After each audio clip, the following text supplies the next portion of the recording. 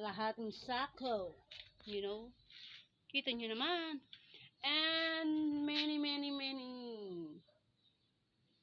many plants.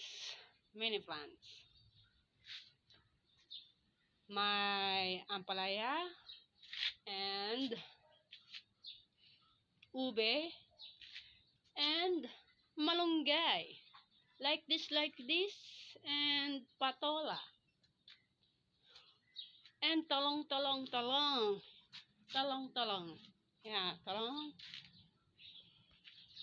For today, gagawa kami ng yun nga, ng cohort pond.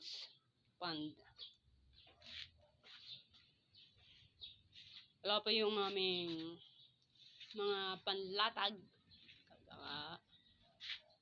Tapos, ayan.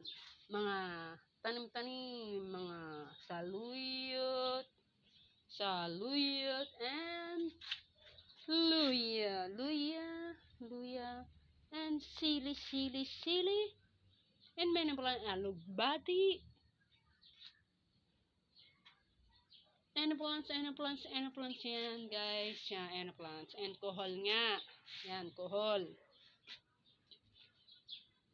Lalagyan pa ng tubig para hindi siya mamatay. Itong nasa sako, yan guys. Yan, kita nyo naman ata yan Kita nyo ba yan Ang dami Yan, pantinda namin yan, pantinda. Sa linggo kami magtitinda ng ginataang kuhol. Tapos yung maliliit naman, aming aalagaan. Paparamihin namin yung kuhol. Para dumami siya. Kapag lumaki na yung aming alagang kuhol, at yan nga, ibebenta namin para hindi na kami magpunta sa nagbablog ako ba ito kaway. Ito yung aking kasama, yan. Kaway nga! Kumamay. Teka lang, natatawa. Wait lang guys. At yung ano nga bang gagawin? So guys, paano? Diyan muna kaya at kami gagawa ng yung